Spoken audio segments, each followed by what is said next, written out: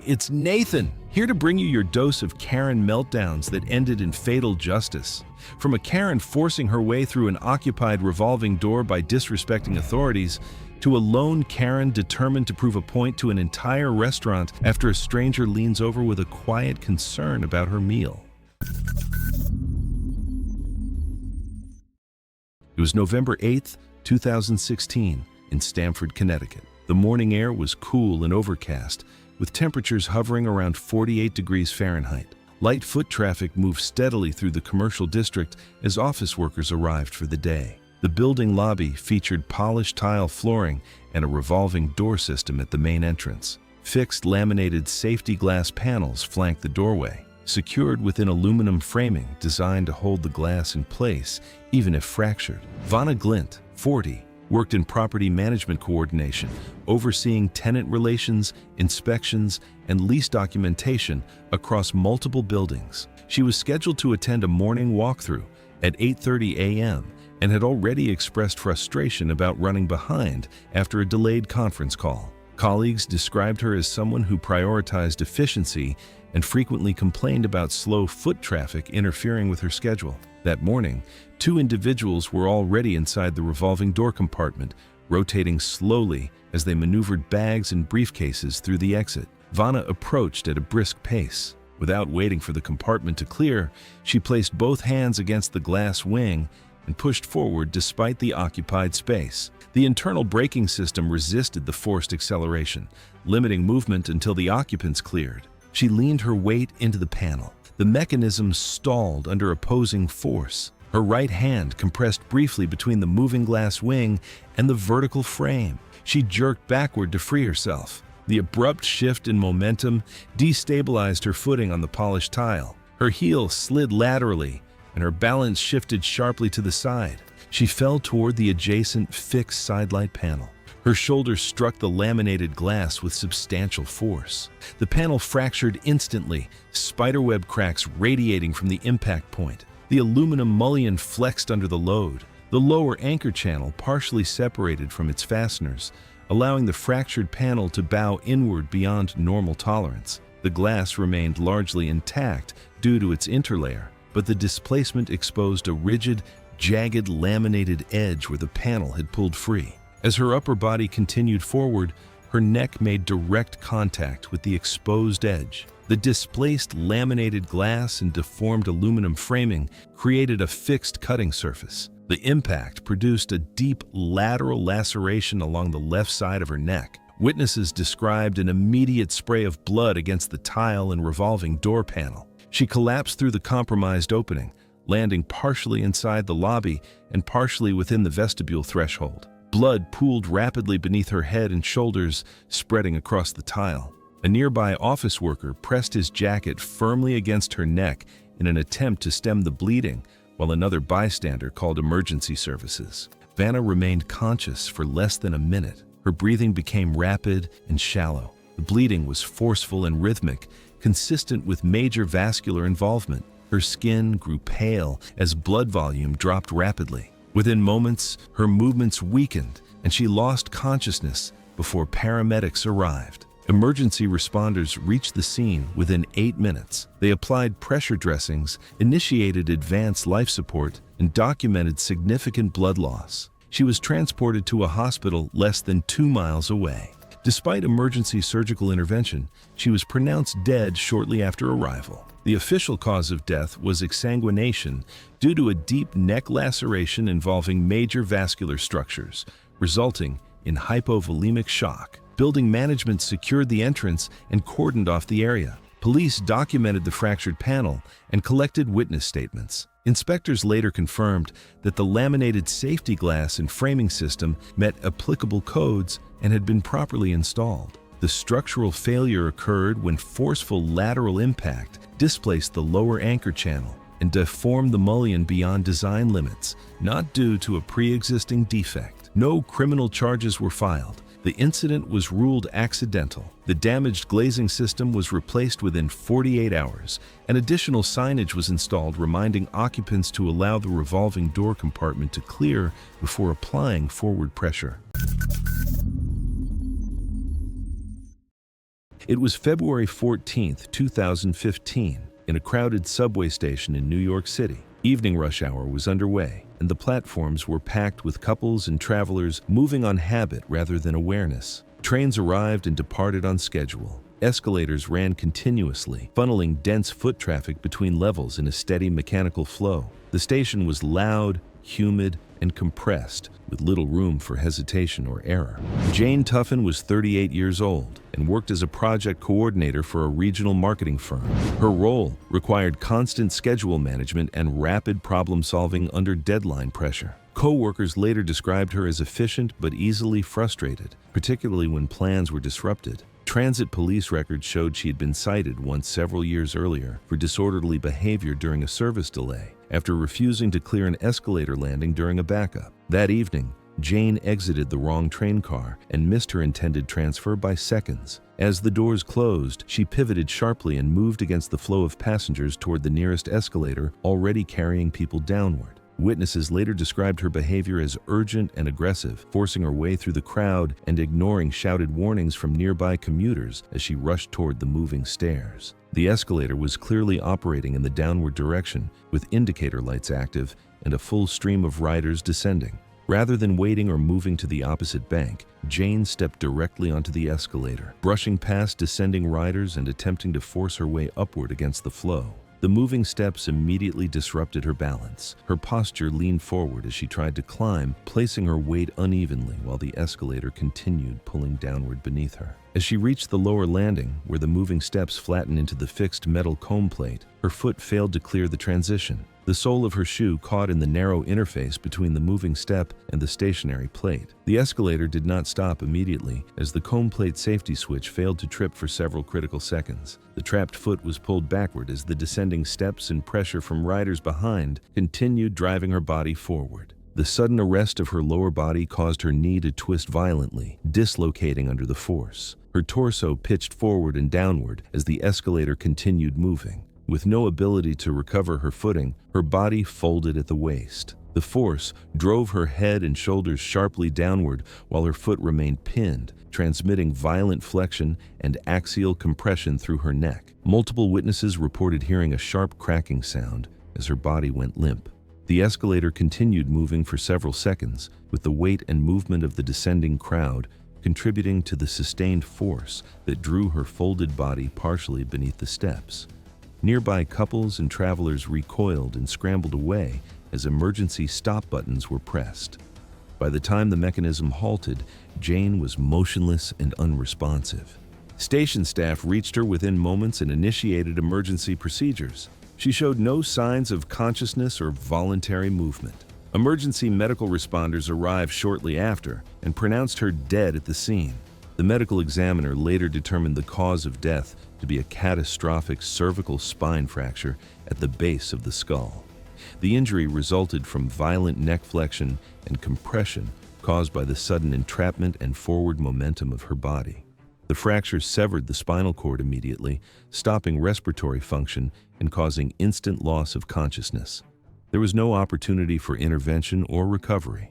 Several commuters had recorded the incident from different angles, capturing the attempt to run against the escalator's direction and the sudden collapse at the base. Transit authorities reviewed and archived the footage. It was later incorporated into internal safety training materials, illustrating the dangers of escalator misuse during peak traffic conditions. It was a Tuesday afternoon in late July 2016 in a residential neighborhood on the eastern edge of Phoenix, Arizona. The temperature had already pushed past 104 degrees, and most people on the block had the good sense to stay inside. Cora Belson was 38 years old and owned a modest single-story home on a quiet street she had lived on for nearly 6 years. Alongside her bookkeeping work, Cora ran a home and property blog she had been building since 2015.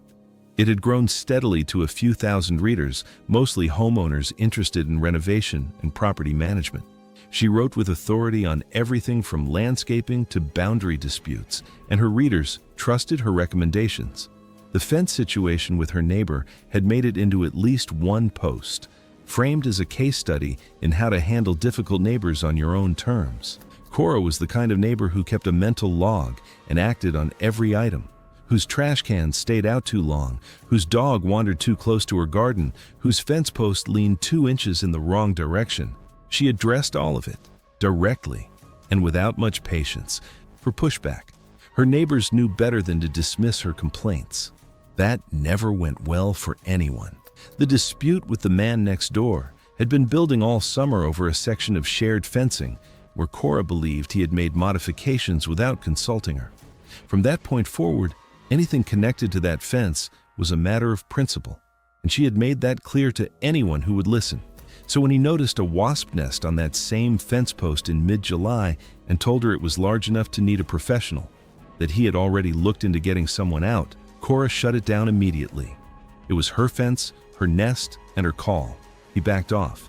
He had learned by then that pushing back only made things worse. Being given a way out and still rejecting it, not for a better plan, but because it felt like losing, that kind of stubbornness quietly closes off options before you even realize it. She did not call anyone else either. A few days after that conversation, she went into her garage and came back out with an aerosol can she was confident would handle it. Based on what was found at the scene, the can was a general-purpose household lubricant spray, not a wasp or hornet-specific product. It would have done nothing to a colony of that size under any circumstances. She approached the nest with no protective clothing, no gloves, nothing covering her face or neck. That choice alone tells you everything about where her head was that afternoon. She began spraying directly at the nest from close range. The spray did not disperse the colony. What it did was agitate it. Within seconds, the wasps responded. 2 neighbors observed what followed, one from a driveway 2 houses down, and the man next door who had stepped outside at the sound of the commotion. Both described the swarm as immediate and concentrated, targeting her face and neck almost entirely. She stumbled backward onto the lawn within roughly 90 seconds of the first sting. That margin, 90 seconds, is something that genuinely unsettles me. She was on her own property, in broad daylight, with neighbors close enough to see everything, and none of that made any difference once it started. She had no documented history of a diagnosed allergy. But an undetected sensitivity to wasp venom is more common than most people realize, and a concentrated number of stings to the face and throat accelerates anaphylaxis in ways that even a mild underlying sensitivity cannot withstand. Her airway was compromised before anyone reached her. The neighbor next door was the first to get to her. There was nothing he could do by that point. Cora Belson did not survive the afternoon. The cause of death was anaphylactic shock triggered by multiple wasp stings concentrated around her face and neck, with findings confirming an undiagnosed hypersensitivity to the venom. The incident was ruled accidental. No one else was held responsible, including the neighbor who had already warned her, and the case was closed shortly after. It was August 18, 2015, on a Mediterranean cruise route where the air stayed warm even after sunset, and the ship moved so steadily it barely felt like it was traveling at all. Inside the cabins, everything was controlled: temperature, lighting, airflow. If you were there, it would have felt quiet, predictable, almost sealed off from anything going wrong. And that's usually where people stop being cautious. Cassandra Gort was 44, working a general administrative job, and from what was later pieced together, she leaned heavily into comfort. She liked things to feel familiar, personal, relaxed. Not someone who openly broke rules, but also not someone who treated them as strict if they didn't seem necessary. Before boarding, passengers were clearly informed about restricted items. Open flames were one of the most emphasized. Candles were specifically listed during booking, before boarding, and again inside the cabin itself. At the security check, her bag passed through without issue. If anything triggered concern, it wasn't pursued. Small items easily overlooked among personal belongings. The candles weren't confiscated, not because they were allowed, but because they weren't clearly identified during screening. She knew the rule anyway. It had been stated multiple times before boarding, but without direct enforcement in that moment, it became easier to treat it as flexible. Something meant more as guidance than strict prohibition. She still brought them. Inside her room, the same warning was there again on the safety card. No open flames due to fire risk. But that cabin small, enclosed, calm. Doesn't feel like a place where fire could get out of control, especially since most materials inside are designed to resist ignition, not fuel it immediately. She glanced at the card, then set it aside. That night, after a few drinks, she returned to her cabin and lit one of the candles. She placed it on the desk, near paper materials and close to the curtain, nudging it slightly as if that made it safe. Then she went to bed. And that's the pattern. Rules weren't barriers to her, just things to work around. And this is the part that gets overlooked a lot. You don't ignore something because you think it's risky. You ignore it because, in that moment, it doesn't feel risky at all. What happened next comes from fire pattern analysis and system logs. At some point, the flame made contact with nearby material. Based on burn patterns, the curtain was likely the first to catch. It didn't ignite instantly. It resisted, then began to smolder before flames took hold. The fire started small, slow, uneven, producing smoke before visible flames. Early on, it wouldn't have looked urgent, but it didn't stay that way. Over the next few minutes, smoke collected along the ceiling, thin at first, then thickening. The smoke detector activated and sent an alert, but inside the room, Cassandra was still asleep. As the fire continued, the smoke layer dropped lower. Visibility faded, oxygen decreased, and carbon monoxide built up in the enclosed space. She inhaled it while still asleep. By the time she woke up, the environment had already changed. She tried to move toward the door. It wasn't far, but in that condition, distance doesn't matter. Breathing becomes harder, movement slow, balance fails. Even finding the door takes longer than it should. Carbon monoxide disrupts how the body uses oxygen, causing rapid disorientation. She didn't make it, and if you really think about it, nothing physically blocked her path. The exit was there the entire time. What stopped her wasn't just the fire. It was the earlier moment where she chose to ignore a clear safety rule. Crew responded quickly after the alarm. By the time they accessed the cabin, the fire was still limited to a small area, but the smoke had already filled the room. Fire suppression systems extinguished what remained. Cassandra was found unresponsive. Medical response was immediate, but there were no signs of recovery. Investigators confirmed a single cause: the candle. No system failure, no delay. The safety systems worked exactly as intended. The final report listed the cause of death as fatal carbon monoxide poisoning due to smoke inhalation from a cabin fire initiated by an unauthorized open flame.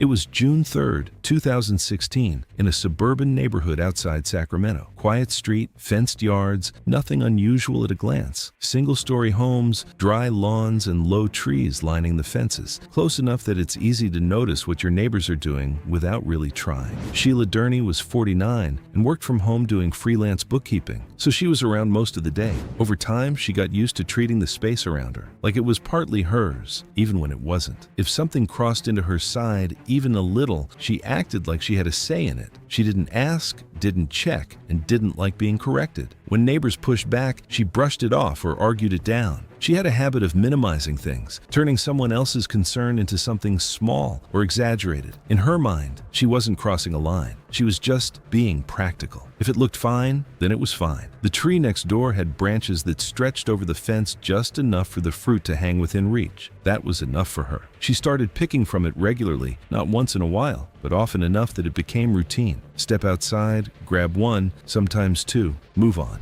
She didn't think of it as taking something that wasn't hers. To her, it was just there. Accessible meant acceptable. Earlier that season, the neighbor had treated the tree with a systemic pesticide, one that's absorbed into the plant and carried into the fruit as it grows. It wasn't something you could rinse off. He had told her clearly not to eat anything from the tree, more than once. Simple, direct, nothing unclear about it. She didn't just ignore that. She decided it didn't apply. To her, it didn't make sense. The fruit looked normal, smelled normal, tasted normal. No residue, no strange texture, nothing that matched what she expected treated to look like. She assumed he was exaggerating or just trying to keep her from taking it. That assumption stuck, and she didn't revisit it. If anything, she leaned into it, kept picking the fruit, kept eating it, like the warning didn't matter. It became automatic, part of her day without much thought. The symptoms started gradually. At first, it was mild: nausea, a headache, general feeling of being off. The kind of thing you might write off as something you ate or just a bad day. She didn't stop.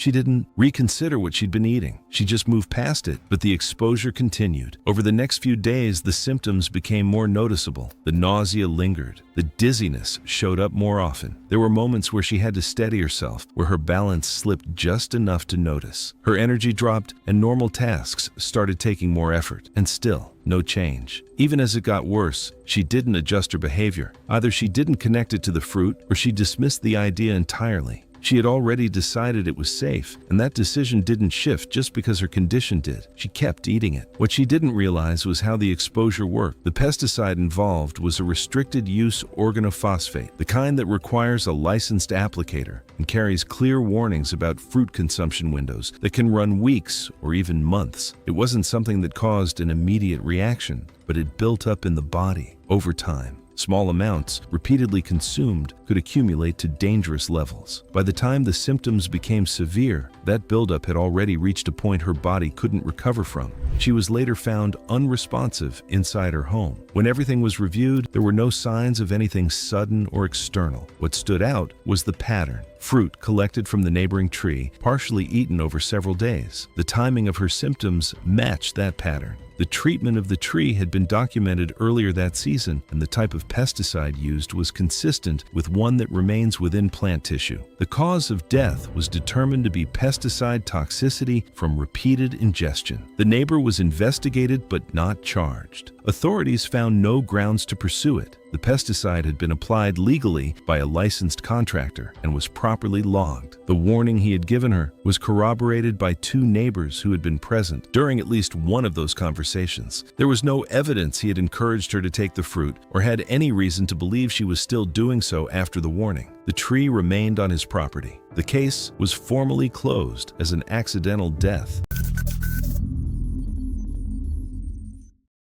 It was the morning of March 14th, 2016, in Dayton, Ohio. Overcast, cold, the kind of Tuesday where nothing about it stands out. People were heading to work, going through their routines. Nothing about that stretch of road suggested anything unusual was about to happen. Brenda Tullock was 44 years old. She worked as an office administrator at a property management firm about 3 blocks east of a large warehouse facility on the same road. People who worked with her would tell you she was capable at her job. Organized, sharp, got things done. But she was also the kind of person who had a hard time accepting that rules applied to her the same way they applied to everyone else. If there was a sign, she questioned whether it was necessary. If someone corrected her, she pushed back. Co-workers had learned over time that pointing anything out to Brenda usually made things worse, so most of them just stopped trying. That kind of attitude is exhausting to be around, honestly, and it followed her everywhere she went. There had been an incident the previous year where she had gotten into a prolonged argument with a building security officer over a parking validation policy she disagreed with, and had refused to leave the lobby until a manager came down to deal with her personally. That was the kind of thing Brenda did. For about 2 years leading up to that morning, Brenda had been cutting through the warehouse property on her walk from the parking structure to her office. It saved her maybe 4 minutes.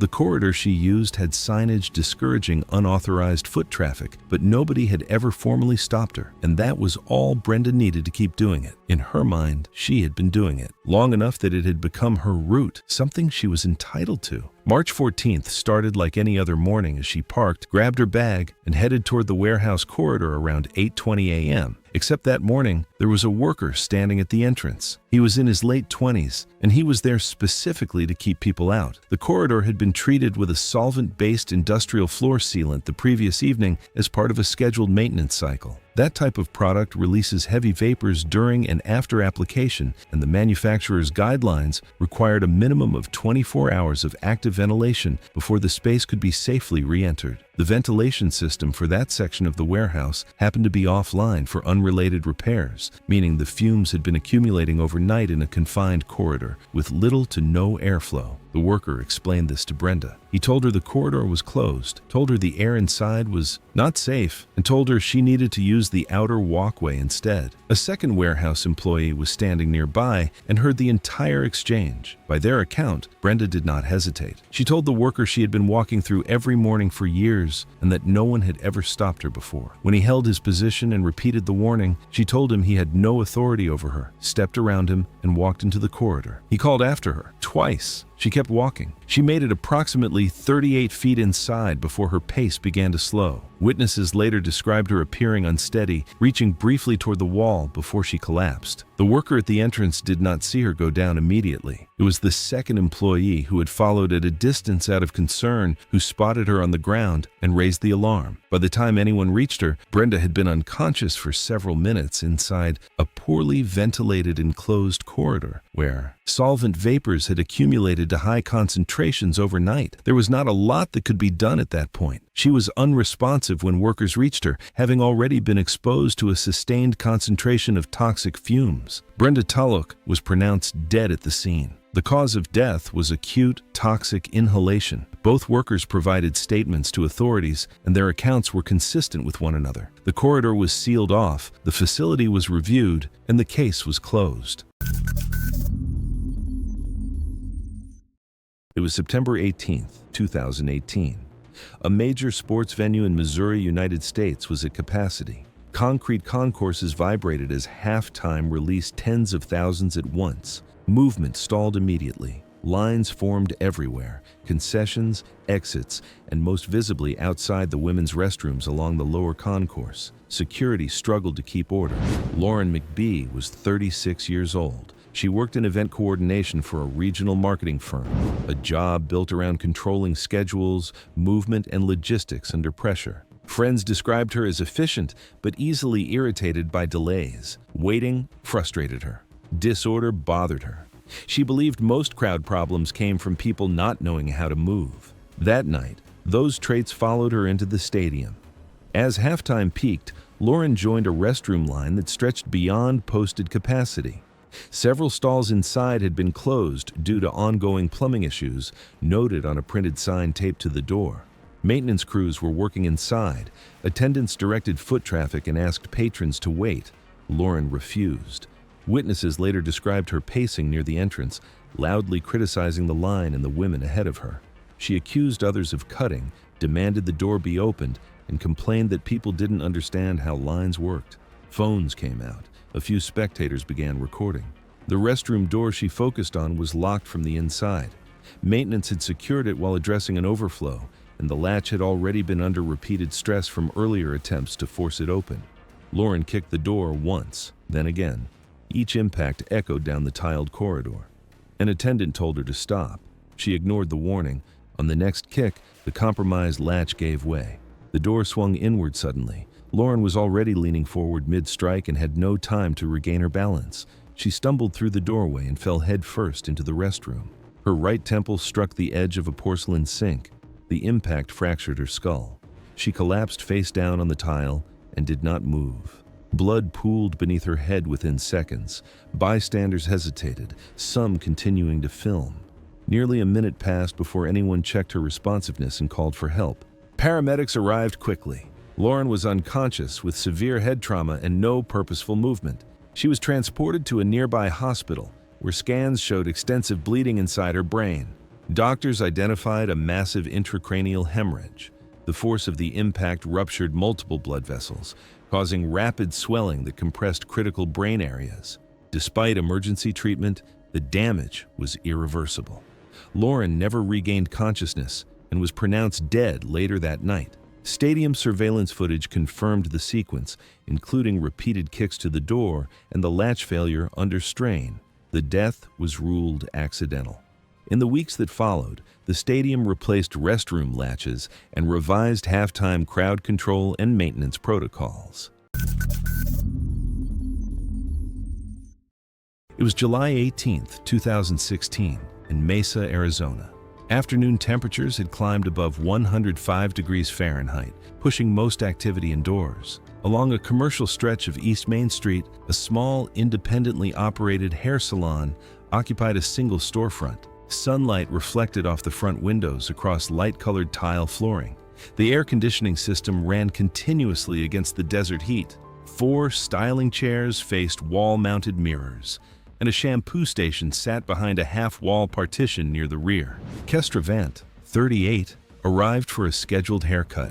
She worked in an administrative role for a residential property management company, processing applications and handling tenant paperwork. Public online records later reviewed showed a pattern of detailed complaints about businesses she visited, often escalating minor issues into formal disputes. Former co-workers described her as highly particular and unwilling to concede when she believed standards were not met. The appointment began routinely. She presented a printed reference image and emphasized precision. The stylist, a woman in her mid-20s, employed at the salon for less than 2 years, completed the cut while the schedule ran slightly behind. After the haircut, Kestra stood and examined the neckline under brighter front lighting.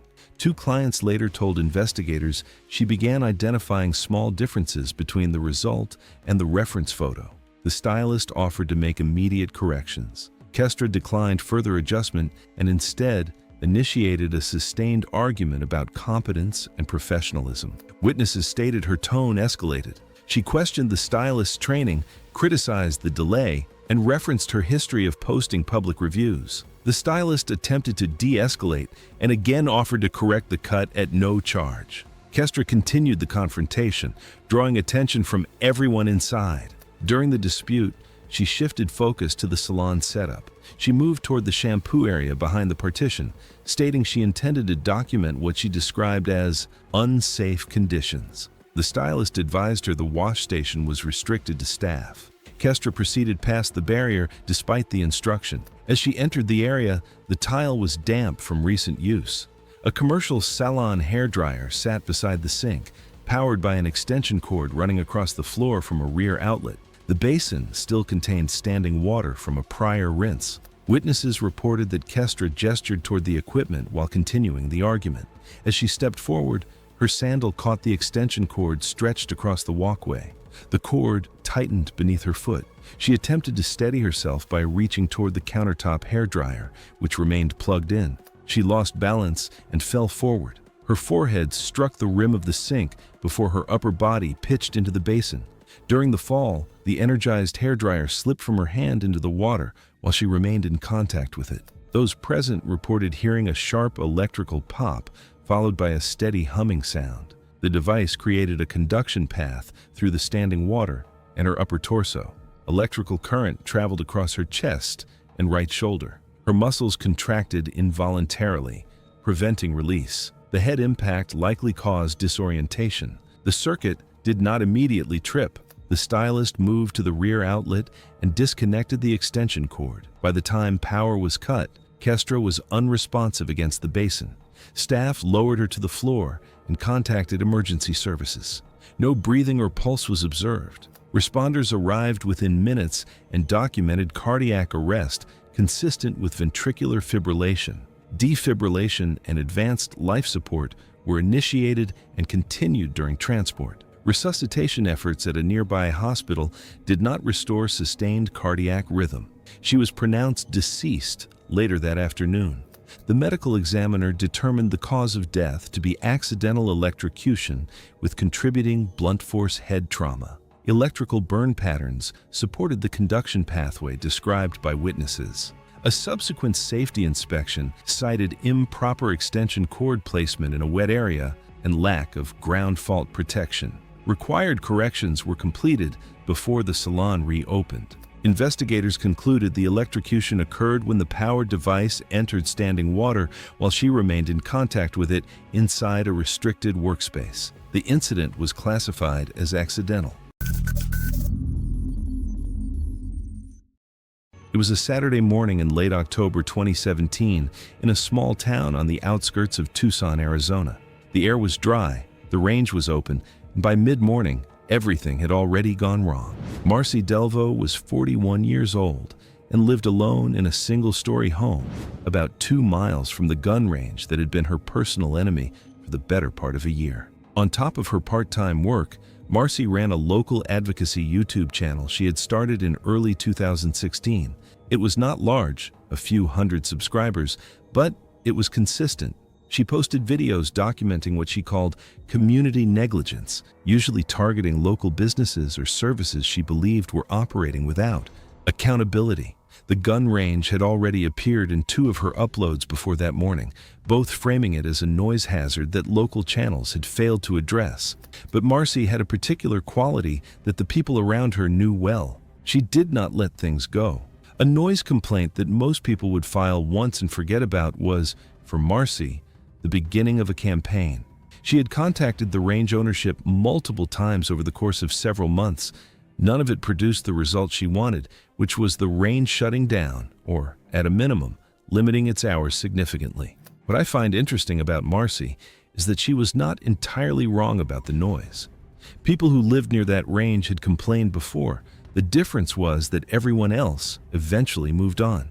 Marcy never did. By late 2017, she had convinced herself that showing up in person was the only way anyone would take her seriously. That belief, more than anything else, is what put her there. That morning, she arrived at the range just before 10.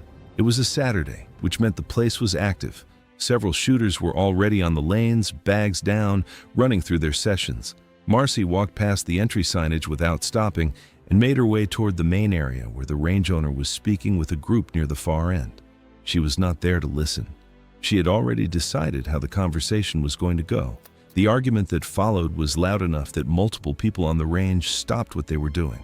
Witnesses later described her as agitated from the moment she arrived, pointing toward the surrounding neighborhood and raising her voice steadily as the owner tried to respond. It went on for several minutes with neither side getting anywhere. That kind of standoff, where the other person just will not hear you, reminds me of something I talked about in an earlier episode. That specific dynamic where someone walks in with a conclusion already formed and treats the conversation as a formality. You cannot reason with that.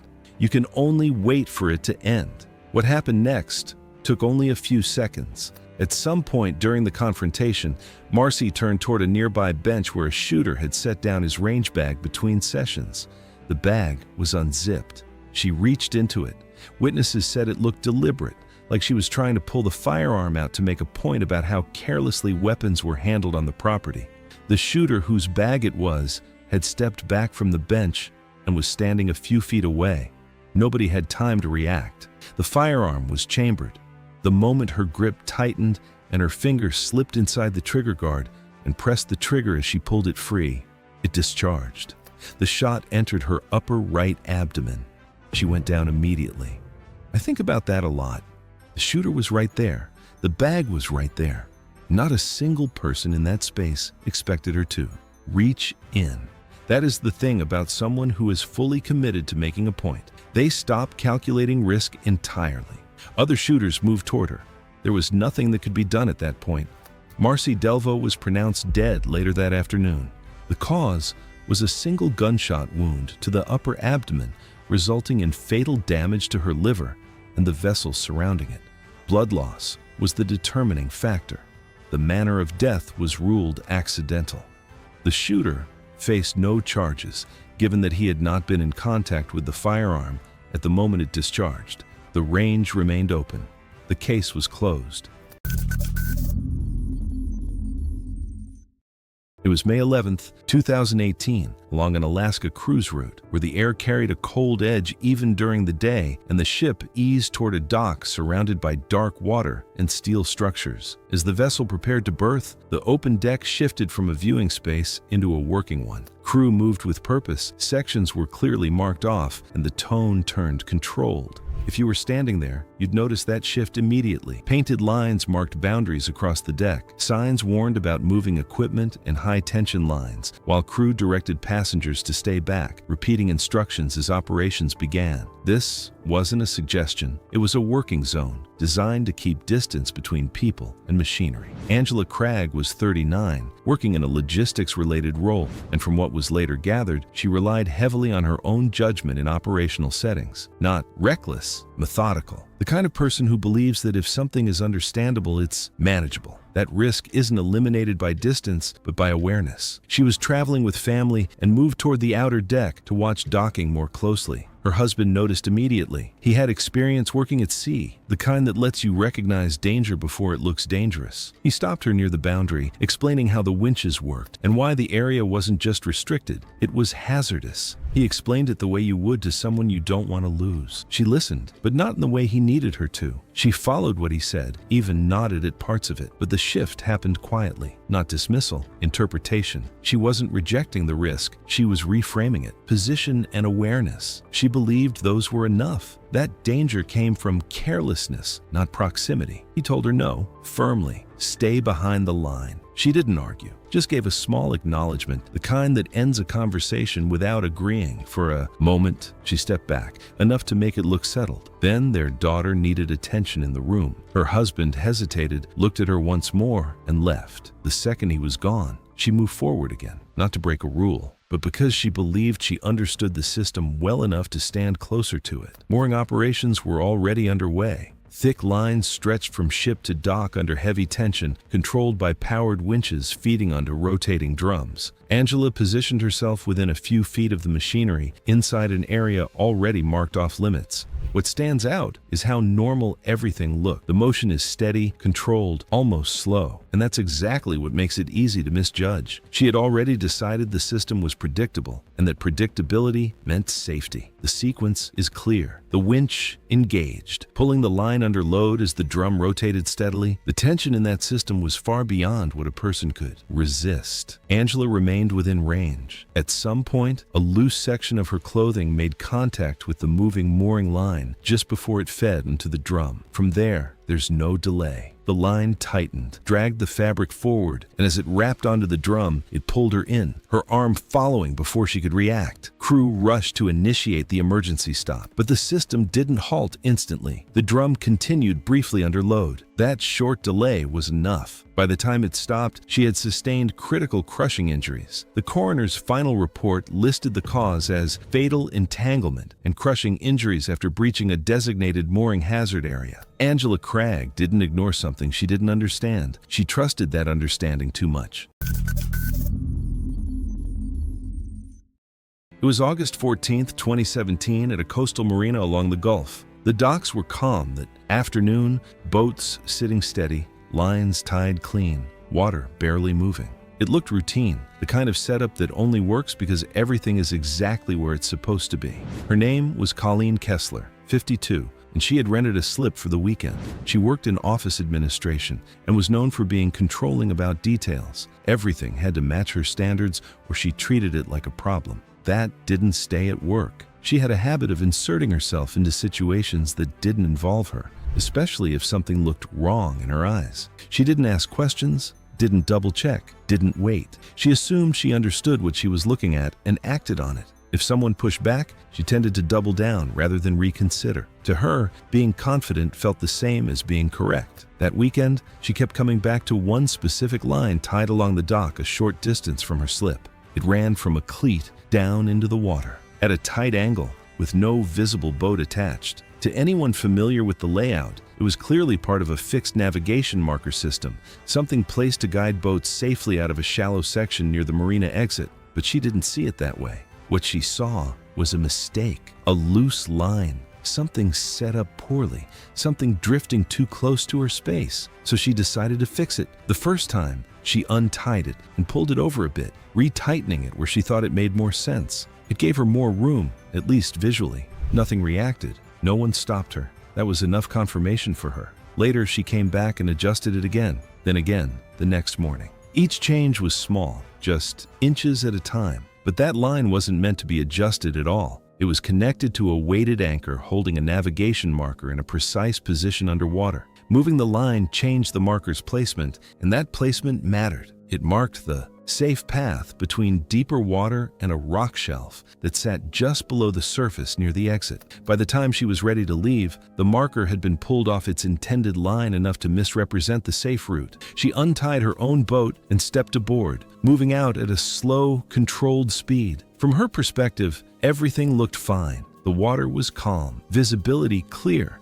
She lined up her exit based on what she could see: the dock, the spacing, the marker's position. But that marker was no longer where it should have been. As she moved forward, her boat tracked slightly off the safe channel and toward the shallow rock shelf. There was no warning, no visible sign from above. The hull struck hard against the submerged rock, the impact running along the underside. It tore open a section near the front, and water began rushing in immediately. Within seconds, the front dipped. The boat lost balance fast. The stern lifted slightly as water filled the hull, and the entire vessel began to sink. People nearby saw it happen. The shift was sudden. The angle, the drop, the speed of it. There wasn't time to react or correct course. The boat went under in under 3 minutes. People nearby saw the angle change, watched the bow drop and the stern lift, and understood quickly that it wasn't going to correct. But by the time anyone moved toward the water, it was already too late. The impact had thrown Colleen forward into the console. She was likely disoriented or briefly unconscious from the strike. Witnesses said she didn't call out,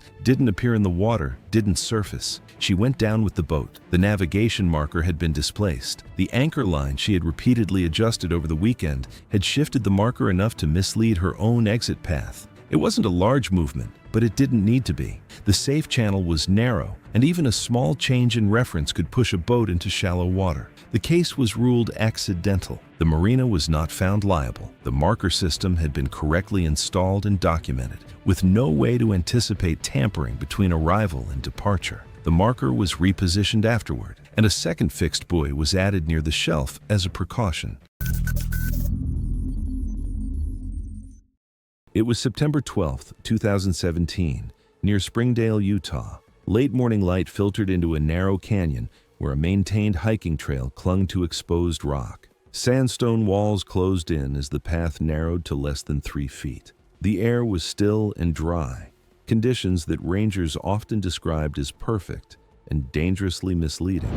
Marilyn Hodge, 61, had driven in alone that morning from a nearby vacation rental. Recently retired from a clerical position at a regional insurance office, she was known among former co-workers for strict adherence to rules as she understood them, and for confronting others when she felt standards weren't being followed. She walked daily in her neighborhood and described herself as an experienced hiker, though her experience was limited to paved trails and short scenic loops. The canyon trail she chose that day was rated moderate, with posted warnings about drop-offs and unstable footing near the outer edge. Yield signage appeared at trailheads and along tight sections, advising uphill hikers to give way and to step toward the inside wall when passing. Marilyn had read similar signs before and often disagreed with how they were applied in practice. About 40 minutes into the hike, Marilyn encountered a group of 4 hikers approaching from the opposite direction, 2 middle-aged couples carrying day packs and trekking poles. The trail at that point narrowed along a bend, with a steep rocky slope dropping away on the outer edge. Passing required one party to step aside and wait. Marilyn stopped in the center of the trail and confronted the approaching group, accusing them of crowding the path and ignoring trail etiquette. When one hiker suggested she step toward the canyon wall to pass safely, she refused and continued lecturing, pointing down the trail. As she spoke, she stepped backward without looking. The outer edge was compacted dirt over loose gravel, already disturbed by foot traffic. On her third step, the gravel gave way. She lost balance, flailed briefly, and fell backward over the unguarded edge. The initial drop was nearly vertical. Her body struck a rock ledge approximately 20 feet below the trail, then continued to tumble down slope. Witnesses counted at least 3 separate impacts as she fell an estimated 200 feet through staggered rock shelves before coming to rest on a narrow outcrop. The group froze briefly before one hiker shouted for help. Another attempted to descend but stopped due to the steep drop and lack of handholds. From the trail, Marilyn was visible but unresponsive. One hiker called 911 while another activated a GPS beacon. Poor reception delayed contact as rangers and search and rescue were dispatched. By the time responders arrived at the trailhead, the afternoon heat had intensified and shadows filled the canyon floor. A helicopter assessment determined that immediate extraction was unsafe due to wind patterns and limited landing options. Ground rescue teams attempted a descent from above, but were unable to reach her position before nightfall without significant risk. Rescue operations were suspended overnight. The following morning, a technical rescue team reached Marilyn's body using ropes anchored from above. She was pronounced dead at the scene. The medical examiner's report listed the cause of death as multiple blunt force injuries due to a fall from height. In plain terms, the repeated impacts caused catastrophic trauma. Marilyn suffered extensive skull fractures, a shattered pelvis, collapsed lungs, and internal bleeding. Several injuries were independently fatal. Loss of consciousness would have occurred within seconds of the initial impact. Investigators noted that death was likely instantaneous or occurred very shortly thereafter. Statements from the hikers were consistent, and trail conditions were documented with photographs. There was no evidence of a physical altercation. The fall was ruled accidental, precipitated by loss of footing near an exposed edge. In the weeks following the incident, park officials installed additional warning markers at narrow sections of the trail, emphasizing inside edge yielding and unstable footing. A ranger briefing later cited the case during seasonal safety orientations as an example of how quickly routine disputes can turn fatal in exposed environments. It was June 24, 2018 in Stockton, California. By 3 p.m., temperatures had climbed to 94 degrees and heat shimmered above the residential pavement. Traffic was light along the neighborhood street as an ice cream truck made its afternoon rounds. Zenda Quell, 44, worked at a regional insurance office and was known among colleagues for her insistence on specific procedures and her unwillingness to compromise on matters she deemed unfair. She had a reputation for lengthy complaints about parking violations, service wait times, and perceived slights in customer interactions. That Sunday, she was walking with two children, ages 6 and 8, along a residential block on the eastern side of the city. The children were visiting relatives, and Zenda had offered to take them out for the afternoon. The ice cream truck had stopped near the curb approximately 30 feet ahead. Parents and kids gathered around the service window, forming a loose line. Zenda approached the vendor and began pointing at the truck's position relative to the sidewalk. She insisted the vehicle was parked too close to a driveway entrance and demanded free ice cream cones as compensation for what she described as a safety hazard. The vendor, a man in his mid-30s who had been operating the route for 3 years, declined and explained that the truck was legally parked. Zenda raised her voice. Several parents turned to watch. After a brief exchange lasting roughly 2 minutes, the vendor closed the service window. The truck's engine started, and it began rolling forward at a slow pace down the street. Zenda stepped off the curb and into the roadway. She continued gesturing toward the departing truck, her attention fixed on its rear bumper as it moved away at roughly 8 to 10 miles per hour. She walked around the back of the vehicle and into the opposite lane without looking in either direction. A second ice cream truck was approaching from the other direction at approximately 20 to 25 miles per hour, consistent with residential traffic flow. Witnesses later reported that Zenda never turned her head toward the oncoming vehicle. She was still focused on the first truck when she stepped directly into the path of the second.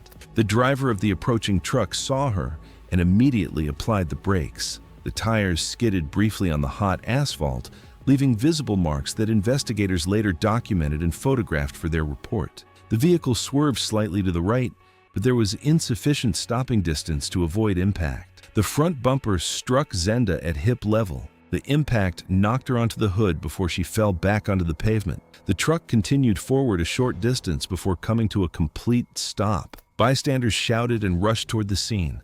One person called 911 immediately. The two children stood on the sidewalk, motionless and silent. The driver of the second truck exited the vehicle and stood several feet away, visibly shaken and pale. Several witnesses gathered around but did not move Zenda. She remained on the pavement, unresponsive. Emergency responders arrived within minutes. Paramedics assessed Zenda at the scene and transported her to a nearby hospital. She was pronounced dead later that afternoon. The cause of death was listed as traumatic internal injuries, consistent with blunt force trauma sustained in the collision. Investigators reviewed witness statements and examined the roadway. The second driver submitted to testing and showed no signs of alcohol or drug use. No citations were issued. The official report cited pedestrian failure to yield and inattention as contributing factors. The first vendor provided a statement to police but was not implicated. The children were released to relatives later that evening, escorted away from the scene by family members. It was a Sunday afternoon in late August 2016 on the outskirts of Reno, Nevada. The sky was clear, the wind conditions were good, and the drop zone was running its regular weekend schedule when Claudia Volser walked in and decided she had a problem with the way things were being run. Claudia Volser was 39 years old and lived in a mid-sized apartment complex in central Reno. She had built a consumer accountability blog alongside her warehouse career, centered on exposing what she called predatory business practices in the Reno area. It had a loyal readership that engaged regularly with her warnings and recommendations. She had posted about the drop zone twice before that Sunday, once questioning its pricing structure and once suggesting its safety protocols were theater designed to justify charging more. She had come to the drop zone that afternoon with a coworker who had a tandem jump booked. Claudia had no booking, no experience, and no prior exposure to skydiving in any formal capacity. She was there as a spectator. That lasted about 20 minutes. What appears to have irritated her first was the length of the pre-jump instruction her coworker was receiving. She watched the lead instructor walk through the safety briefing and equipment orientation and made it known to the people around her that the whole process was being drawn out unnecessarily. When the instructor moved into the equipment demonstration, she approached him directly and told him he was overcomplicating something that was not that complicated. The instructor redirected her and continued. Claudia did not let it go. The argument that followed was witnessed by several people in the staging area, other jumpers, staff members, and a small group of spectators near the hangar. Witnesses described her as escalating steadily, telling the instructor that his job was not as technical as he was making it out to be, and that the entire operation was designed to extract money from people by making them feel like they needed more preparation than they actually did. The instructor eventually walked away from the conversation entirely.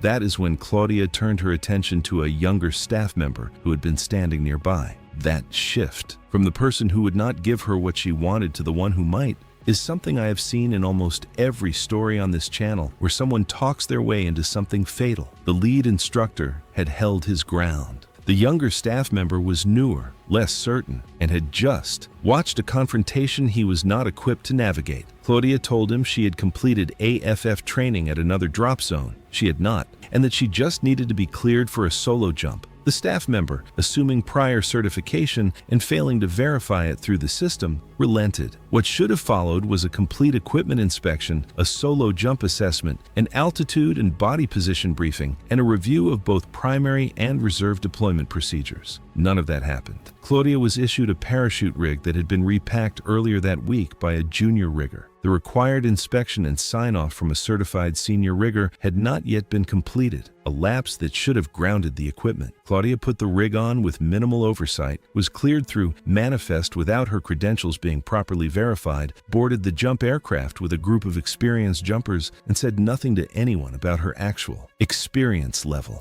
Every checkpoint she skipped was a decision, not an oversight. She exited the aircraft at approximately 10,000 feet. The primary parachute deployed, but entered a line twist configuration that significantly reduced its ability to slow her descent. That kind of malfunction has a practiced response that experienced jumpers train for repeatedly. Claudia had no training. The reserve parachute, her last option, did not deploy correctly, a failure that the subsequent review linked directly to the improper repack. Several people on the ground witnessed the descent and the impact. Staff reached her within moments. There was nothing to be done. The formal review that followed reconstructed the full sequence. The junior staff member who granted her access without verification, the uncertified repack that had never been signed off by a senior rigger, and Claudia's own decision to misrepresent her experience level and walk past every checkpoint the facility had in place. Investigators noted that while multiple failures had contributed, the chain began the moment Claudia lied to someone who was not in a position to push back. She was pronounced dead at the scene from traumatic injuries sustained on impact. The junior staff member faced professional consequences, and the manner of death was ruled accidental. It was October 22, 2017, during a North Atlantic crossing where the weather had already turned before most passengers fully understood how serious it was. The sky stayed overcast, wind moved steadily across the decks, and the ship carried a noticeable roll as waves pushed against its side. Crew announcements made it clear that exterior decks were closed due to unsafe conditions. From inside, it didn't look extreme, just rough water and wind. But out there was no shelter, no stability, just exposure. That's where Mina Triss comes in. She was 36, worked in sales, and had built a habit of documenting everything. Much of her trip had been spent recording and reacting, framing moments for attention, strong opinions, quick takes, visible pushback. The camera wasn't just recording what she saw, it was shaping how she responded. When the restrictions were announced, she didn't take them seriously. Crew had placed barriers across access points with clear signage and repeated instructions to remain indoors. But Mina moved one aside. A crew member intercepted her, telling her the deck was closed and unsafe. The exchange didn't stay calm. Mina pushed back, insisting the conditions weren't that bad while continuing to film, her tone aimed at proving something. The crew member repeated the instruction, but with other areas to monitor, he eventually stepped away. Once the staff were gone, there was nothing left to challenge her. Stopping then would have meant ending the clip without payoff. No proof, no moment. So she doubled down. Sometimes people don't ignore warnings because they think they're wrong. They ignore them because they've already committed to a version of events they feel they have to deliver. And once you're in that headspace, every step forward feels like conviction instead of escalation. The moment she stepped outside, the environment changed completely. Wind pushed across the deck in bursts, the surface was wet, and the ship shifted with each wave. Mina walked several feet out, holding her phone toward the ocean.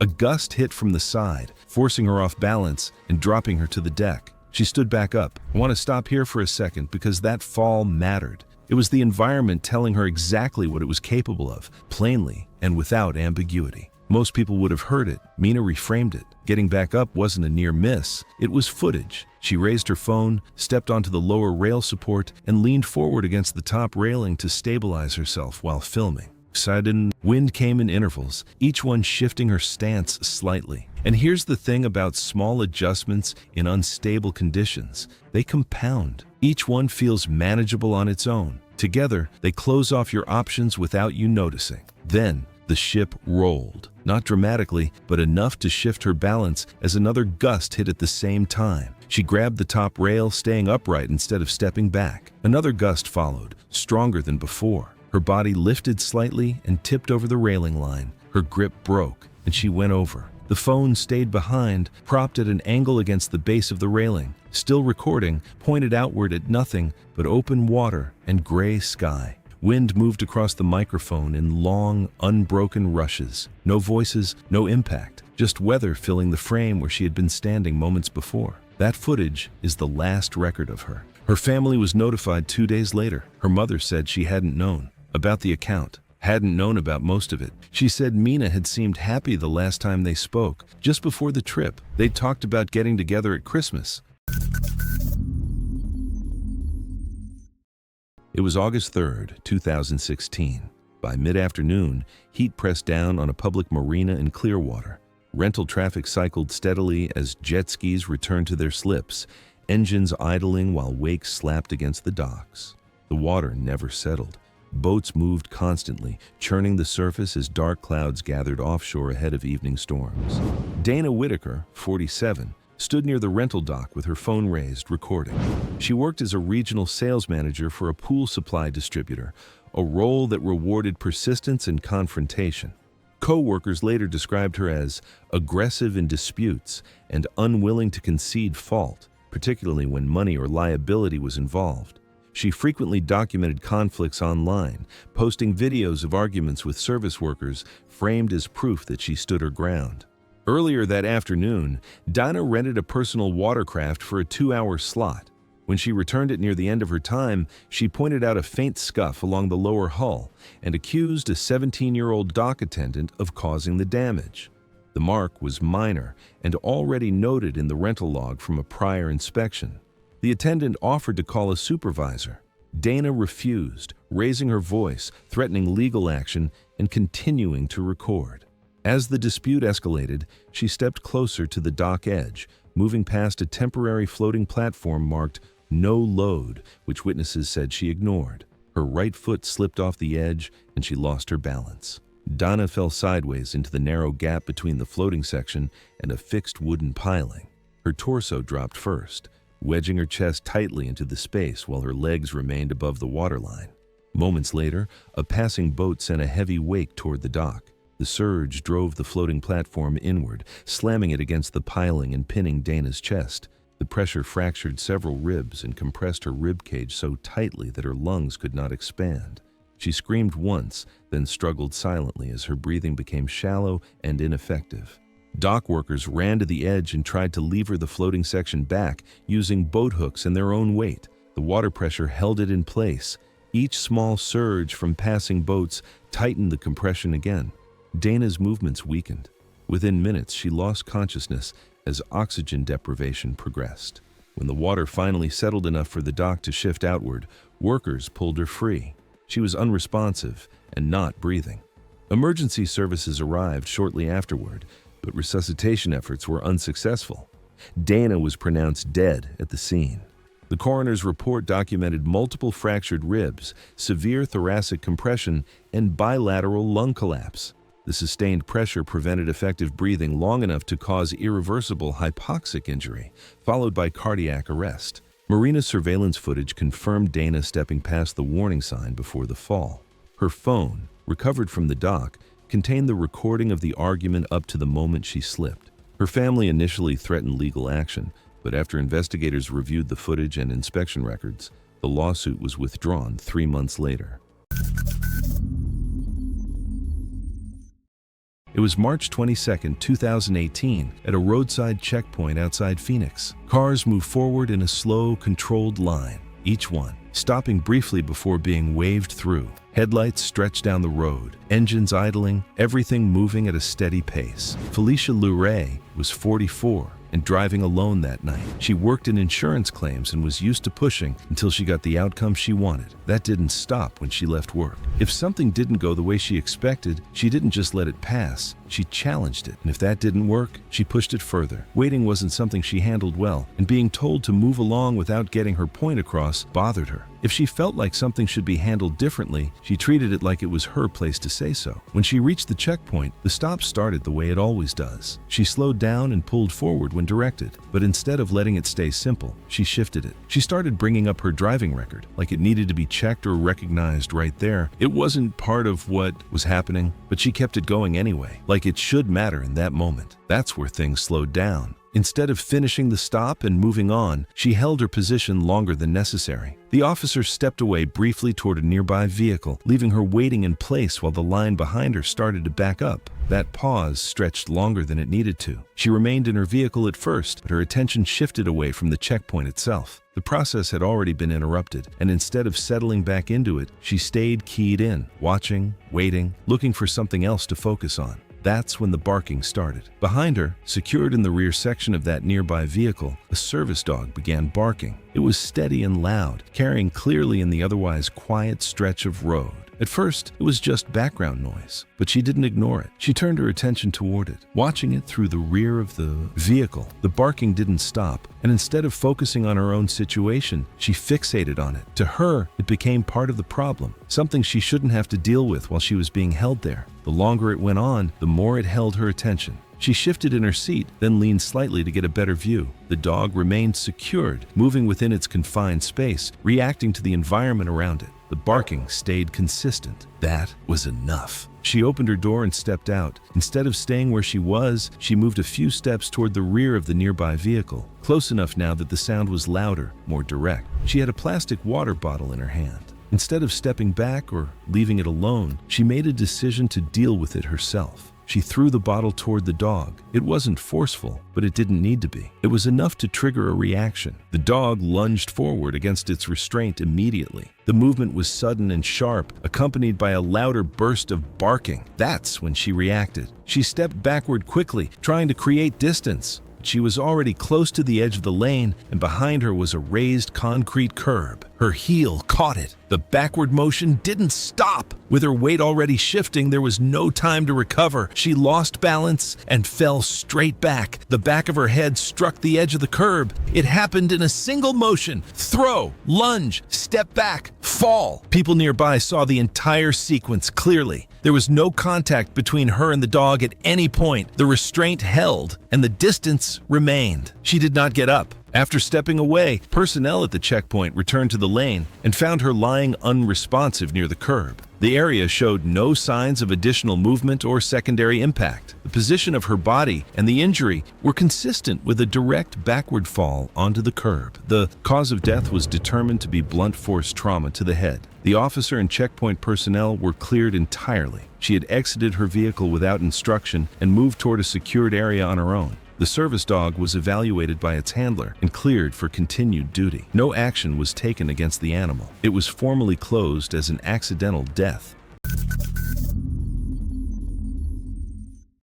It was July 17, 2016. Mid-morning heat settled over a temporarily closed roadway in a provincial city in Mindanao, where traffic cones and metal barricades marked a rolling roadblock for a sanctioned regional cycling event. Volunteers and road marshals stood at key intersections, redirecting pedestrians and vehicles as racers approached in staggered waves. Patricia Manalo, 54, lived nearby and was walking toward a grocery store when she encountered the closure. She worked part-time as an office administrator and was known among neighbors for frequent disputes with city staff over parking enforcement and temporary restrictions.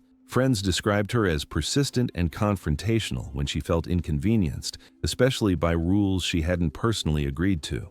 At the barricade, a road marshal explained that cyclists would be passing through for several more minutes and asked Patricia to wait behind the barrier or use a marked detour. She refused. Witnesses said she accused the marshal of overstepping authority and began filming him on her phone, insisting the road was public and she had a right to cross. The marshal repeated the instruction and stepped to the side to block the lane. Patricia moved with him, continuing to argue. As she spoke, she edged past the barricade and into the cycling lane, gesturing sharply and raising her voice. The marshal told her to step back immediately. She did not. The course curved downhill just beyond the intersection, limiting sight lines. A competitive cyclist approached at speed, leaning into the curve and focused on the racing line. By the time he saw Patricia standing in the lane, there was no distance left to brake or maneuver. The collision was direct. The cyclist struck Patricia at high speed, lifting her off her feet. Her body rotated backward and slammed headfirst onto the asphalt several feet away. Witnesses reported a loud impact, followed by immediate stillness. The cyclist was thrown clear, slid into a roadside barrier, and suffered a fractured collarbone and extensive road rash, but his injuries were not life-threatening. However, Patricia did not move, and blood spread beneath her head within seconds. Emergency responders arrived quickly and found her unconscious with severe head trauma. She was transported to a nearby hospital, where imaging revealed extensive skull fractures and widespread bleeding within the brain. The medical examiner later determined the cause of death was a catastrophic blunt force head injury. In plain terms, the impact fractured her skull and caused massive brain hemorrhaging. Loss of consciousness would have occurred immediately, with fatal brain swelling following shortly after. Race officials reviewed footage from nearby traffic cameras and spectator phones, which showed Patricia stepping into the course mid-argument despite repeated warnings. The death was ruled accidental. The race resumed after a delay. Additional barriers were added to subsequent course points, and marshals were instructed to maintain greater distance from pedestrians during future events. Patricia's phone was recovered from the roadway, still recording at the moment of impact.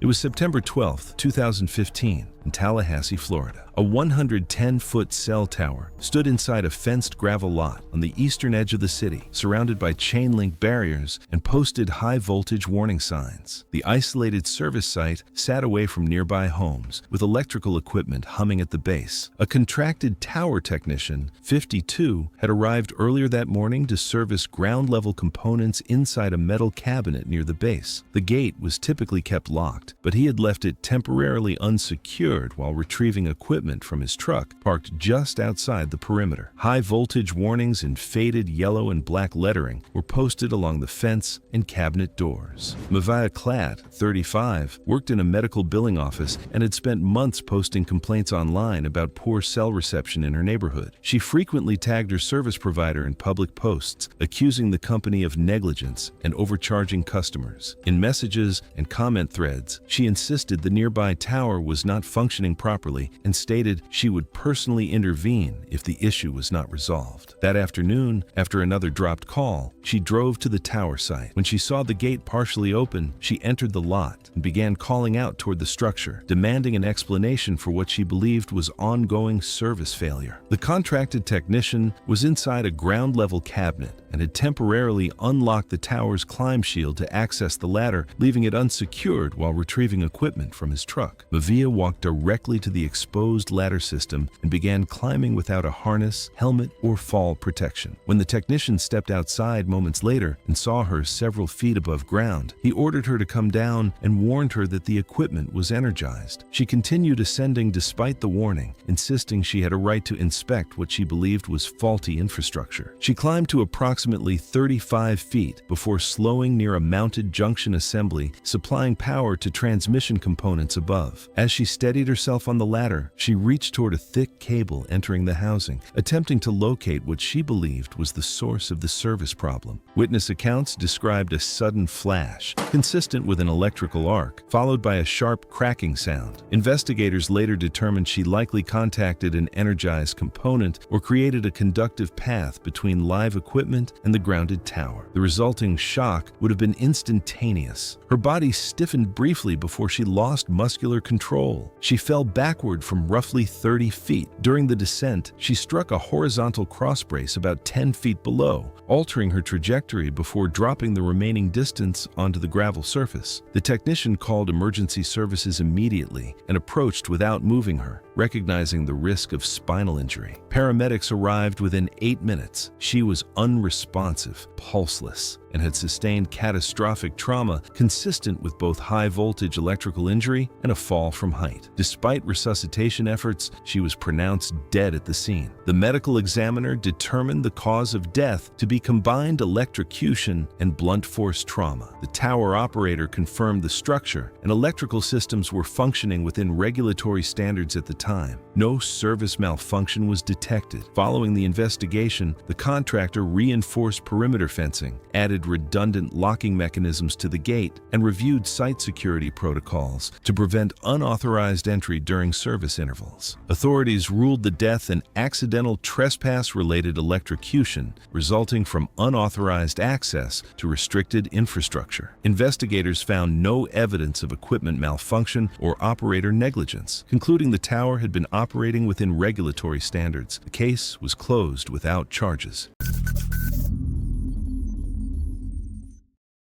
It was a Thursday morning in early March 2017 in a mid-sized neighborhood on the northern edge of Denver, Colorado.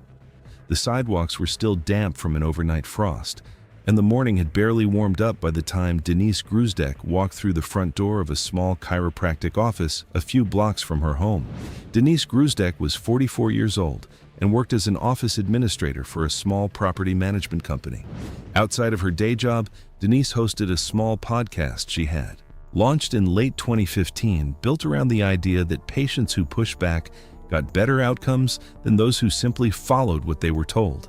It had a few thousand regular listeners by early 2017, and chiropractic care had come up more than once as something she believed the medical community was too quick to dismiss. She had been dealing with chronic neck stiffness for the better part of 2 years. She had seen a general practitioner about it once, received a referral for physical therapy, and dismissed it without a second thought. Physical therapy, in her view, was for people who did not know how to advocate for themselves. She had done her own research and she knew what would fix it. That research consisted almost entirely of videos she had been watching online for several months. Chiropractic adjustment clips, specifically high-velocity cervical manipulations, had become a regular habit. She watched them the way some people watch tutorials, forming opinions and building what she believed was a working understanding of the procedure. By early 2017, She had fully convinced herself that a single aggressive neck adjustment was all she needed, and that the only reason she had not gotten one was because no practitioner had been willing to do it properly. That distinction between watching something and understanding it is one that gets people killed more often than I think anyone wants to admit. She booked an appointment at a chiropractic office near her home and arrived with her mind already made up. When the practitioner completed his initial assessment and recommended a conservative course of treatment, starting with soft tissue work and gradual mobilization, Denise rejected it immediately. She told him his approach was too cautious and that her research had already told her what she needed. She was not aggressive about it. She was composed, certain, and completely immovable, which, if anything, is harder to deal with than someone who is just loudly difficult. The practitioner offered alternatives. Denise declined each one. She made it clear she would not be coming back if he was unwilling to perform what she was asking for. He eventually agreed, on the condition that she sign a standard consent form outlining the known risks of the procedure, including, explicitly, the possibility of vascular injury. Denise signed it without reading it and booked a follow-up for the following week. I find it hard to decide which part is worse, that she was warned in writing or that she treated it like a receipt. She returned the next Thursday. The high-velocity cervical manipulation was performed. Within roughly 3 minutes, she told the practitioner she had a sudden and severe headache at the base of her skull. She lost consciousness in the chair shortly after. A receptionist and one other patient in the waiting area heard the commotion and witnessed the immediate aftermath. What had occurred was a vertebral artery dissection, a tear in one of the arteries running along the cervical spine that supplies blood to the brainstem. It is a documented, though uncommon, complication of high-velocity cervical manipulation, and the brainstem stroke that followed was rapid and irreversible. I think about the consent form whenever a story lands here. She was told it was written down in plain language, and she moved past it without a second thought. The medical examiner determined that Denise died as a result of a brainstem stroke caused by vertebral artery dissection following a high-velocity cervical manipulation. A formal review was conducted, during which the signed consent form and the documented record showing that Denise had explicitly requested the procedure against the practitioner's initial recommendation were entered as central evidence. The practitioner was not charged. It was June 14th, 2016, along a Western Caribbean cruise route, the kind of stretch where the sea stays calm and the ship moves with a steady, almost mechanical rhythm. Inside, everything runs on systems most passengers never think about. Waste processing, maintenance corridors, and areas hidden behind plain doors marked for crew only. Those spaces feel unimportant from the outside, but they're some of the most controlled environments on the ship. Sophie Vran, 41, worked a mid-level retail job, and from everything later documented, she had a pattern of pushing back when rules didn't suit her. Not explosive, but persistent. The kind of person who treats policies as suggestions when they inconvenience her. She was traveling with 2 co-workers, treating the trip as a short break, but early on there were already small conflicts, complaints about restrictions, policies being over the top, and staff being unreasonable. Nothing that got her removed, but enough to form a pattern. Before boarding, passengers had been clearly informed that certain items weren't allowed. One of those was a handheld clothes steamer. Sophie brought one anyway. When crew conducted routine cabin checks, they flagged it immediately. Standard procedure. Items like that get confiscated and processed through controlled systems. Sophie pushed back, arguing it wasn't dangerous, that other ships allowed it, and that it was her property. Crew explained the policy again. Once confiscated, the item is handled in restricted crew areas. Passengers are never allowed to access. That should have been the end of it, but for Sophie, it wasn't. She kept bringing it up, insisting she'd just get it back herself. Not as a joke, as a plan. That mattered more than it sounded because those systems aren't designed with passenger safety in mind. They're standard. Later, CCTV shows Sophie moving through a service corridor with a tote bag. She passes a clearly marked door labeled for waste processing, covered in warnings: crew only, restricted access, hazard signage. A crew member had just exited moments before, and the door hadn't fully latched. Sophie notices, pauses, looks directly at the warnings, and still pushes it open. She goes inside anyway. Inside was a compact waste handling room with a loading hatch feeding a conveyor into a sealed compactor, industrial, active, and not meant for untrained access. Investigators later believed she was trying to retrieve the confiscated item, apparently assuming it had been routed somewhere through the ship's internal handling systems, possibly passing through areas like this. She found the intake hatch and tried to push a bag through, but the steamer casing jammed. That was another moment to stop, but instead, she escalated. She climbed onto a nearby metal platform and leaned into the hatch, trying to force it open. At that point, a crew member appears at the doorway. You can see the realization. She'd been caught. The crew member immediately calls out for her to stop and step away, moving closer to intervene. But instead of backing off, Sophie reacts defensively. She insists she knows what she's doing, brushing off the warning like it doesn't apply to her. When the crew member tries to get closer, she lashes out, grabbing loose items near her and throwing them in his direction, forcing him to hesitate and shield himself instead of closing the distance. Her upper body crosses the intake threshold as the conveyor keeps running, pulling unevenly at the jammed bag. Her weight shifts and, just like that, control is gone. With no guardrails or stable footing, she slips forward into the intake channel, pulled toward the compactor. The crew member rushes forward, but it's already in motion. Emergency stop procedures were triggered within seconds, and the system powered down under load. Crew secured the area immediately and restricted access as response teams arrived. By the time the machinery was fully halted and accessed, Sophie had sustained catastrophic crushing injuries with no signs of survivability. The aftermath was handled quietly, but with precision. Investigators reviewed access logs, CCTV footage, and equipment data, all of which confirmed the same sequence: unauthorized entry into a restricted waste processing area, direct interference with active machinery, and failure to comply with verbal warnings during operation. The final report listed the cause of death as fatal traumatic injuries resulting from entrapment in an active waste compactor system, following breach of a secured crew-only area.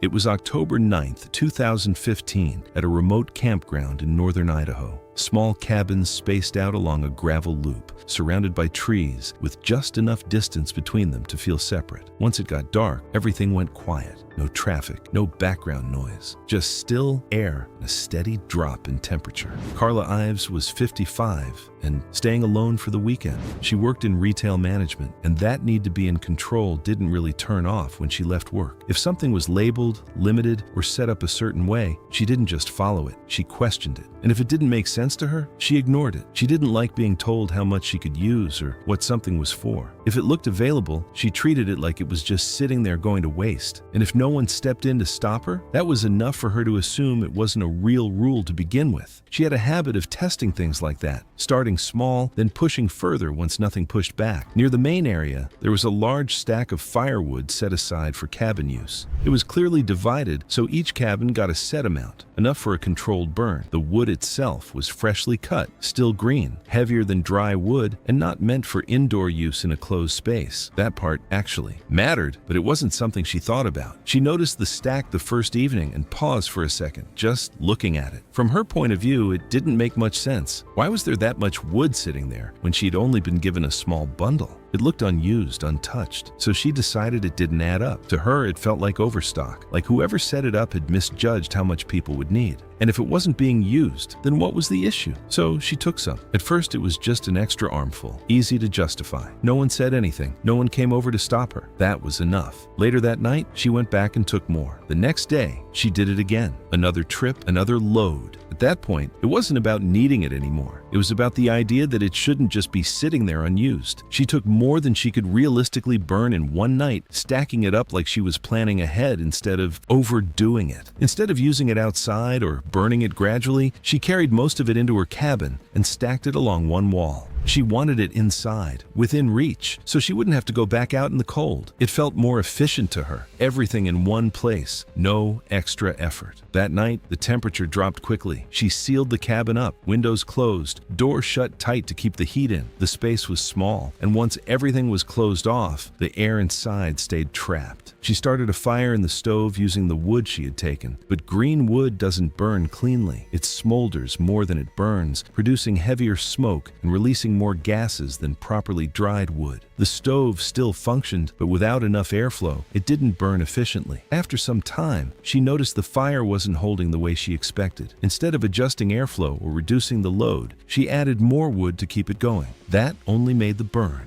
less efficient. More smoke, more buildup, less clean heat. She kept the cabin sealed. After a while, she started to feel off. At first, it was mild, a headache, a little dizziness, a general feeling of fatigue, the kind of thing that's easy to ignore, especially when you're alone. She didn't change anything, didn't open a window, didn't step outside. She stayed where she was. As the night went on, the symptoms became more noticeable. The dizziness lasted longer. The fatigue got heavier. When she stood up, she had to steady herself for a second before moving. Her coordination wasn't as sharp, but even then, she didn't shift what she was doing. No ventilation, no fresh air. The fire continued to burn poorly. The air inside the cabin continued to change. At some point, the symptoms crossed from uncomfortable to disorienting, the kind where thinking clearly becomes harder, where reacting takes longer than it should. By then, the environment inside had already shifted too far. She remained inside. She was later found unresponsive in the cabin. The cause of death was determined to be carbon monoxide poisoning. The sealed cabin and lack of ventilation had allowed gases to build up to fatal levels, and the green wood, which burns less cleanly than dried, had made the situation worse. The campground was reviewed, but no staff negligence was found. The firewood labeling was considered adequate, and the cabin stove was properly functioning. The green wood supply was moved to a locked enclosure with clearer posted signage afterward. The case was ruled accidental.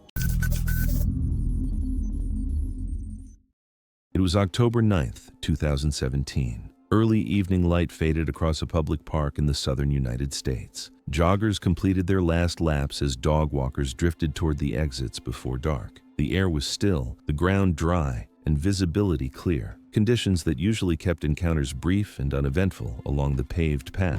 Renee Alvarez, 46, arrived alone. She owned a small bookkeeping service and was known among acquaintances for confronting strangers over perceived rule violations. Friends described her as persistent to the point of fixation, especially when she believed public spaces were being misused. Once engaged, she rarely disengaged, even when asked. Near a bend in the path, Renee stopped beside a man walking 3 large Mastiff-type dogs. All were leashed on reinforced leads connected to a shared waist belt system, moving in tight formation at his side. Witnesses later noted the dogs appeared trained to work together and remained alert but controlled. Renee accused the man of allowing the dogs to foul the path. He responded calmly, stating none had relieved themselves and that waist bags were clipped to his belt. Several bystanders later said the exchange should have ended there. Instead, Renee continued, raising her voice and pointing toward the dogs as the handler asked her to step back and lower her tone. Renee moved closer, closing the distance between herself and the handler. As she entered the dog's working space, the animals reacted immediately, barking, bracing, and pulling against their leads in a clear defensive warning response. The handler attempted to step backward to create space and issued verbal commands, but Renee advanced again, now within arm's reach, continuing to shout and gesture sharply near the leash line. At that moment, all 3 dogs lunged simultaneously. Their shared training and proximity caused the movement to occur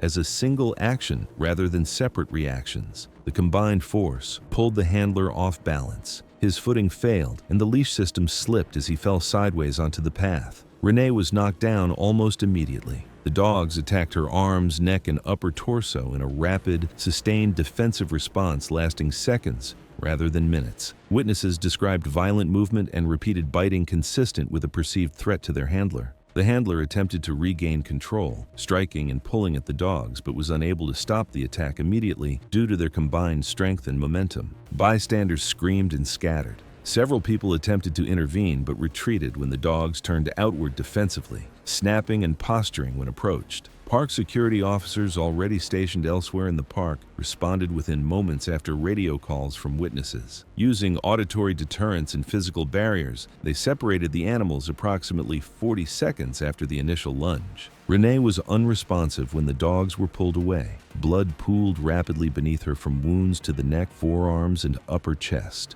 Emergency responders arrived shortly afterward. She was transported to a nearby hospital, but resuscitation efforts failed. The medical examiner ruled the cause of death exsanguination from severe soft tissue and vascular injuries with rapid blood loss leading to hemorrhagic shock and cardiac arrest. Investigators reviewed witness accounts and surveillance footage showing Renee repeatedly advancing despite visible warning behavior and requests to step back. The death was ruled accidental, caused by provoked defensive animal behavior with no evidence of handler negligence. The dogs were quarantined during the investigation, no charges were filed, and the park later installed additional signage advising visitors to keep distance from leashed animals.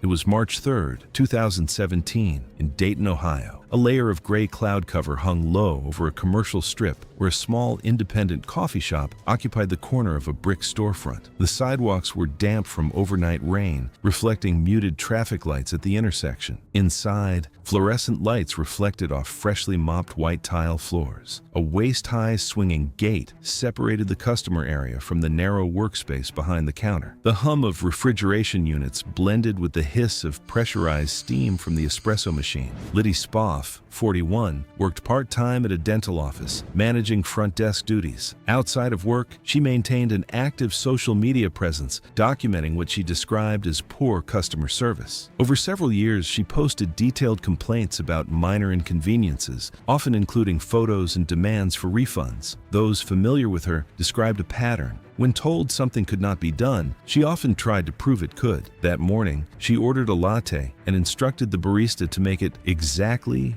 boiling. The 19-year-old employee explained that milk is typically steamed to about 150 degrees Fahrenheit to preserve texture and prevent scalding. Commercial espresso machines generate steam above 200 degrees Fahrenheit, but it is controlled before contacting milk. Heating milk to boiling, 212 degrees Fahrenheit at standard pressure, would ruin its structure and create safety risks. Liddy insisted the machine was capable of higher heat and accused the barista of not knowing how to operate it properly. As the explanation continued, Liddy stepped closer to the counter. Without permission, she unlatched the waist-high gate and entered the employee-only area. The barista, startled, backed toward the register and told her to step away from the equipment. Two customers waiting in line moved toward the exit. The espresso machine had just completed a shot extraction. The portafilter remained locked into the group head, where water had been forced through compacted coffee grounds at roughly 9 bars of pressure. The boiler maintained steam pressure slightly above 1 bar for milk frothing. Liddy grabbed the portafilter handle and tried to twist it free. Because pressure inside the group head had not fully dissipated, the seal resisted briefly before releasing abruptly. When the portafilter disengaged, a burst of superheated water and steam expelled outward from the group head. The liquid temperature exceeded 200 degrees Fahrenheit. The spray struck the left side of her face and neck at close range. At the same time, her reflex caused her elbow to hit the steam wand control, opening it further. A second plume of steam vented across her upper chest. She recoiled, losing footing on the damp tile. Her heel slid against the smooth surface. She fell backward, striking her shoulder against a wall-mounted shelving bracket. The metal support bent, dislodging ceramic mugs that shattered across the floor. The barista shut off the steam valve and hit the emergency cutoff switch within seconds. Another employee called 911. The entire sequence, from entry behind the counter to shutdown, lasted less than 30 seconds. Emergency responders arrived within 8 minutes. Liddy was conscious, but in severe distress. Paramedics documented deep partial thickness and full thickness burns to her face, neck, and upper chest. Burn specialists estimated the injuries covered about 18% of her total body surface area, with critical airway involvement from steam inhalation. Swelling progressed rapidly, despite intubation and aggressive fluid resuscitation at the regional burn center 12 miles away. She developed respiratory failure and burn-related shock later that evening and was pronounced deceased. A subsequent investigation reviewed surveillance footage and inspected the equipment. The espresso machine's pressure gauges and safety valves were operating within manufacturer's specifications. Commercial machines include pressure relief systems, but they cannot prevent injury if a pressurized portafilter is removed too early. Investigators concluded the incident resulted from unauthorized interference with functioning equipment. The shop was not cited for violations, but installed a self-closing, lockable gate and added warning signage. The barista received counseling and later transferred locations.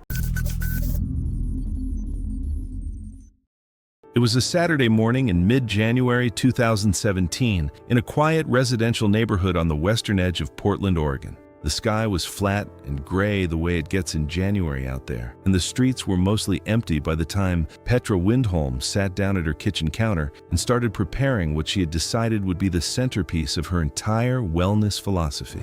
Petra Windholm was 36 years old and lived with her husband in a mid-century home she had spent years renovating into what she described on her blog as a chemical-free, intentional living space. She worked occasional shifts at a small, natural food store, but her real investment was the wellness blog she had been running since 2014. It was not large by any measurable standard, but it had a loyal readership, and Petra treated it with the seriousness of a full-time occupation. The blog covered what she called ancestral nutrition, a loose philosophy built around the idea that modern food processing had destroyed the nutritional integrity of everything most people ate. She wrote about sourcing, about organic certification, about the dangers of cooking at high temperatures, and what she believed it did to enzymes and nutrients. Her readers trusted her, and she wrote with the kind of confidence that tends to read as authority even when it is not. By late 2016, she had become particularly focused on raw organ meat. Through forums and self-published wellness literature, rather than any clinical source, she had become convinced that raw beef liver was among the most nutrient-dense foods a person could consume, and that cooking it destroyed the very compounds that made it valuable. She began working toward what she planned to present as her most definitive post yet, a raw liver protocol she had developed herself, intended as proof that everything her critics had been saying about food safety was nothing more than industry-driven fear. Critics had been vocal for months, including one claiming to be a nutritionist, but Petra dismissed them all, calling their concerns overblown and even removing some of the criticism from her blog entirely.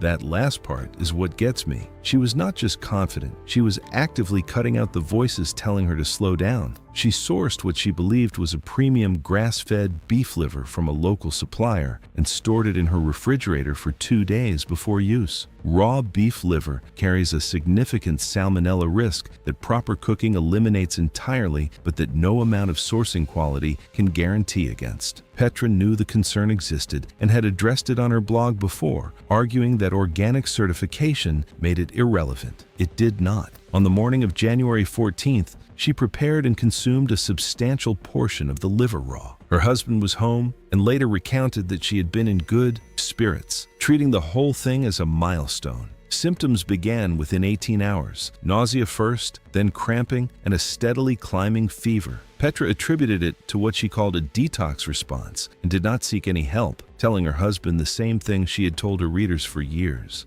that the body knew how to handle itself if you gave it the right inputs. By the third day, she could not keep anything down. Her husband brought her in for care on January 17th. The infection had already progressed significantly. Salmonella was confirmed and her condition continued to deteriorate over the following 2 days despite intervention. Petra Windholm died on January 19th, 2017, 5 days after consuming the raw liver. The cause of death was septic shock, resulting from a severe Salmonella enterica infection, confirmed as originating from the raw beef liver she had prepared at home. Her husband had urged her to seek help 2 days before she agreed to, by which point the infection had already advanced beyond what treatment could reverse. The manner of death was ruled accidental, and the case was concluded without further proceedings.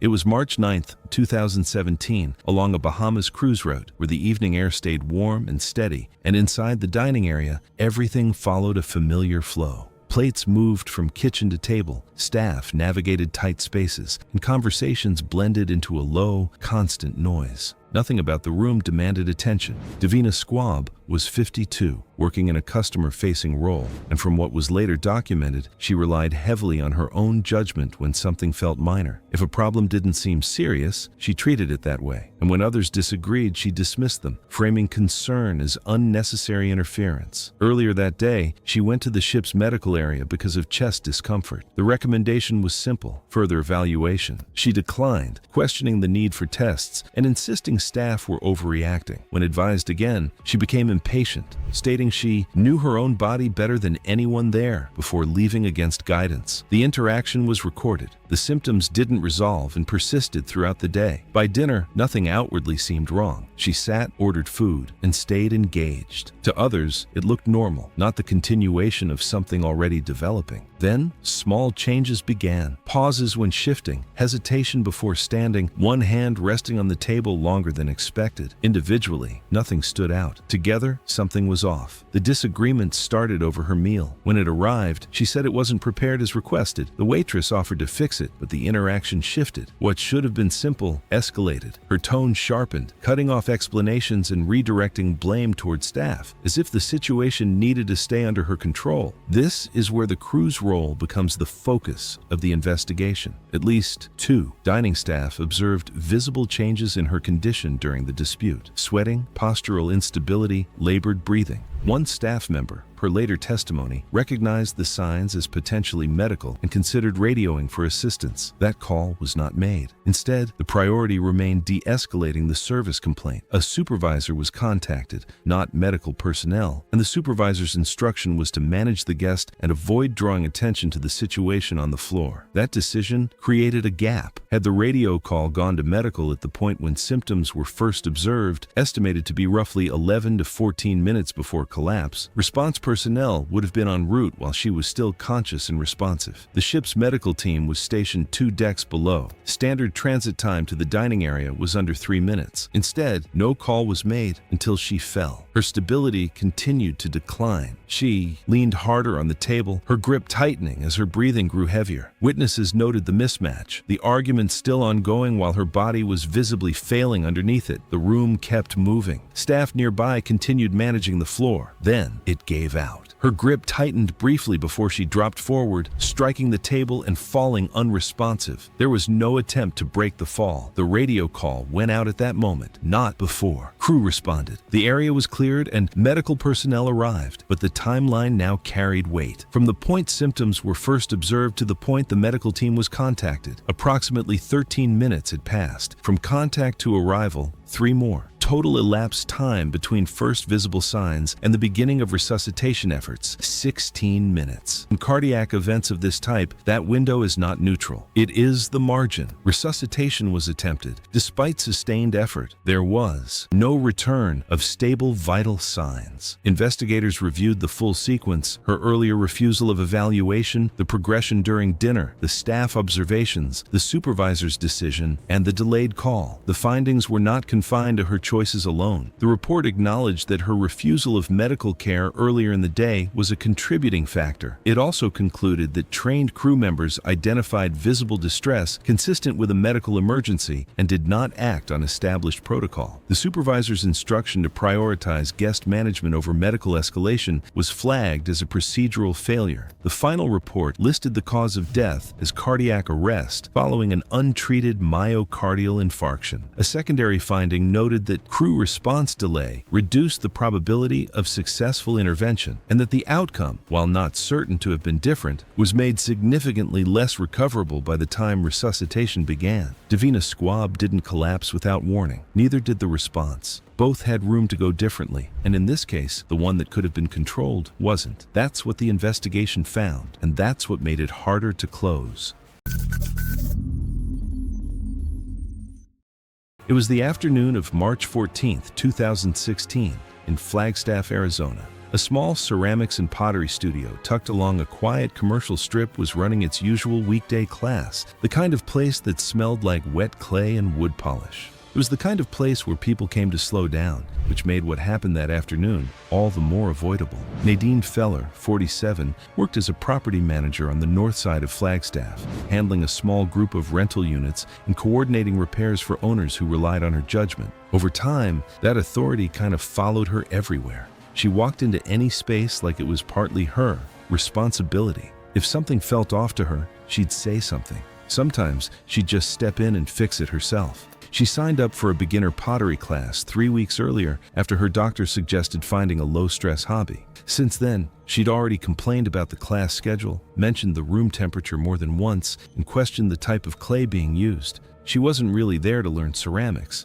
It was more about being comfortable and feeling in control. By week 3, people had started to notice and quietly adjusted around her. That afternoon, a kiln was running in the back workroom. An older electric model, sturdy and a bit dated. The instructor had started it before class, and a low hum carried into the studio. Most people tuned it out pretty quickly, but Nadine, not really. About 20 minutes into class, she spoke up, loud enough that everyone heard. The instructor explained the kiln was in the middle of a firing cycle and couldn't be stopped without ruining the pieces inside or damaging the kiln. Fair enough, right? She let it go for maybe 15 minutes. Then she brought it up again, more firmly this time. She said the noise was giving her a headache and asked why she had to sit through it. The instructor gave the same answer and went back to helping another student. Nadine stayed at her station, hands on her clay, clearly not okay with it.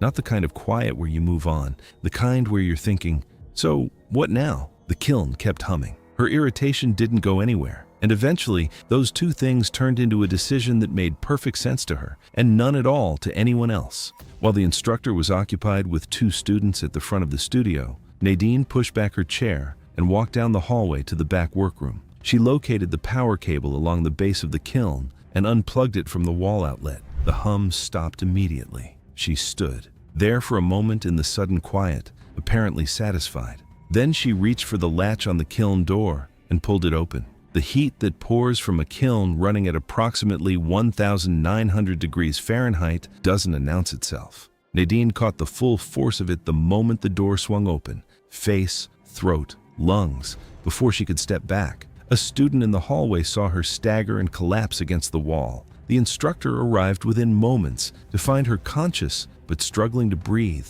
with visible burns around her nose and mouth. Emergency responders transported her to a nearby medical facility. She was alert on arrival, though her voice had already gone rough and thin. The burns to her airway were extensive, and swelling set in over the following hours. Despite the efforts of the medical team, her condition declined steadily through the night. Nadine Feller was pronounced dead in the early hours of the following morning. In the weeks that followed, local authorities reviewed the incident. Witness accounts from the student in the hallway and the others in the main room were consistent throughout. The kiln had been operating normally, and the studio had followed every reasonable procedure. The decision to unplug the unit and open the door had been made entirely by Nadine, without prompting from anyone. The case was ruled an accidental death and closed without further action. The instructor was cleared. Witness accounts confirmed no one had directed Nadine toward the back room. The studio reopened the following month, and the kiln was returned to use without issue. It was the evening of July 9th, 2017, in Charlotte, North Carolina. A warm Saturday, the kind where restaurants fill up early and stay busy well into the night. The commercial districts around the city were doing what they always did on a weekend: parking lots, filling up, people moving in and out of restaurants, the usual rhythm of a summer evening. Patrice Hendro was 38 years old. She worked in client relations at a mid-sized logistics company, a job that required her to be personable and composed when it counted. By most accounts, she could manage that at work. Outside of it, though, Patrice had a reputation among people who knew her for being loud, combative, and nearly impossible to reason with once she had made up her mind. She took a particular kind of offense at unsolicited opinions, especially in public. Friends described her as someone who treated outside input as a personal challenge rather than something worth considering. That kind of personality is one I come across a lot in these stories, and it never gets easier to understand. Dining out seemed to bring that side of her out more than most situations. She had strong opinions about food, considered herself knowledgeable, and did not appreciate anyone suggesting otherwise. By the summer of 2017, her reputation at several restaurants in her area was well established among staff. She had complained loudly on multiple occasions, sent dishes back repeatedly, and on at least one occasion had gotten into a heated exchange with a manager that ended with her demanding a full refund for a meal she had already finished. Going out to eat was, for Patrice, rarely a quiet experience for anyone around her. On the evening of July 9th, she arrived at the restaurant alone at around 7:15 and was seated at a table near the center of the dining room. She ordered a shellfish dish that included clams and mussels, a house specialty, some of which appeared improperly prepared. When the plate arrived, a woman seated at the adjacent table noticed something was off almost immediately. Several of the shells had not fully opened, which is commonly considered unsafe and a sign that the shellfish should be discarded. The woman also noticed an odor from the plate that concerned her. She leaned over and quietly mentioned her concern to Patrice, keeping it brief and low enough that only Patrice could hear. That consideration was not returned. Patrice's reaction was immediate and loud. She told the woman to mind her own business, made a point of looking her up and down, and announced to the surrounding tables that she did not need a stranger telling her how to eat. The woman tried once more, gently, and Patrice cut her off entirely. People at nearby tables had gone quiet by that point. Rather than flag the concern with staff or set the dish aside, Patrice picked up her fork and finished the entire plate. Witnesses later described it as deliberate, like she was proving something to the room. And honestly, that is the detail that stays with me. Not just that she ignored the warning, but that she made a performance out of ignoring it. She left the restaurant that evening without any immediate symptoms, which is how these situations typically go. Bacterial illness from contaminated shellfish does not show up right away. Within about 18 hours, Patrice began experiencing severe gastrointestinal symptoms consistent with bacterial infection from contaminated shellfish. She did not seek any kind of medical attention at that stage, which was consistent with how she handled most things. By the following day, her condition had gotten considerably worse. She was running a high fever and was visibly declining. A family member who came to check on her made the call for help on the third day. By that point, there was little that could be done. Patrice Hendro died on July 12, 2017. The cause of death was septic shock, resulting from a severe bacterial infection that had progressed into the bloodstream, consistent with contaminated shellfish, which can become life-threatening in certain cases. The woman who had tried to warn her was identified and gave a statement to authorities. Two other diners who had been seated nearby corroborated her account. The restaurant underwent inspection and review by local health authorities following the incident. The case was closed shortly after.